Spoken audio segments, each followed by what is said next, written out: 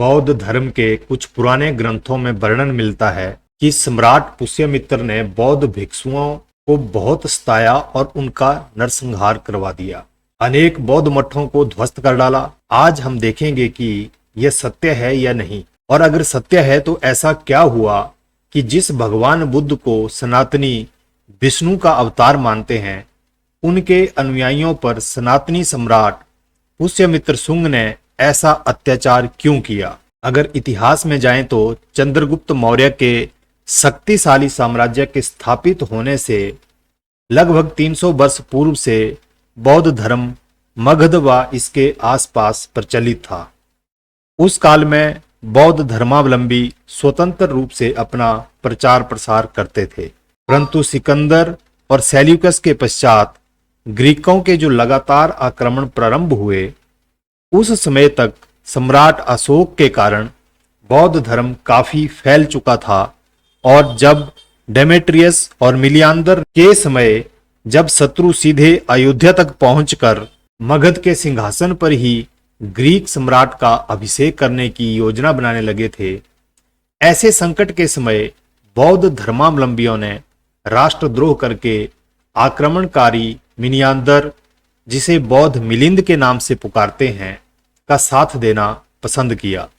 क्योंकि मिलियांदर ने बौद्ध धर्म स्वीकार कर लिया था। बौद्धों ने मिलियांदर द्वारा जीते हुए भारतीय भूभाग का सम्राट मिलियांदर को मान लिया और मिलियांदर की इच्छा पूर्ति के लिए बौद्ध मठों और बौद्ध विहारों में बौद्ध भिक्षुओं द्वारा भयंकर देशद्रोही कृत्य शुरू हो गए, ताकि मिलियांदर मगध का सम्राट बन जाए। लेकिन जब सम्राट पुष्यमित्र ने मिलियांदर को खदेड़कर पुनः भारतीय भूमि को ग्रीकों की गुलामी से मुक्त करा लिया, तो उसके बाद यह अति आवश्यक था कि राष्ट्रद्रोही कार्य करने वाले बौद्धों को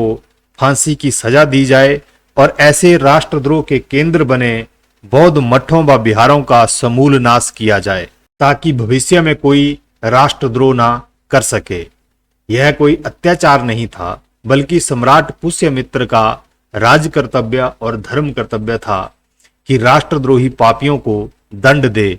चाहे बौद्ध हो या वैदिक, और सम्राट पुष्यमित्र ने वही किया था। लेकिन भारत के इतिहास लेखन में,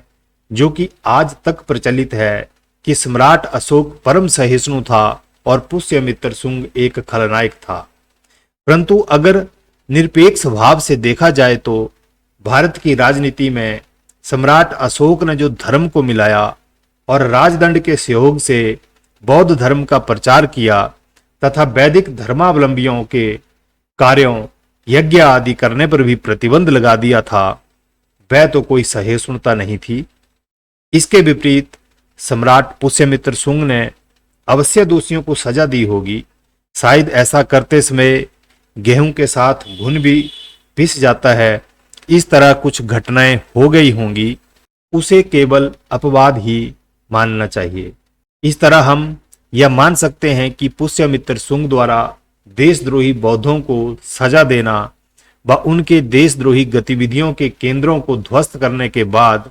धीरे धीरे समाज में देशद्रोही गतिविधियों के कारण लोगों का आकर्षण बौद्ध धर्म से कम होने लगा होगा, और अब तक राज्य सत्ता का जो संरक्षण बौद्ध धर्म को मिलता आ रहा था, वह भी बंद होने के कारण बौद्ध धर्म का पतन होने लगा।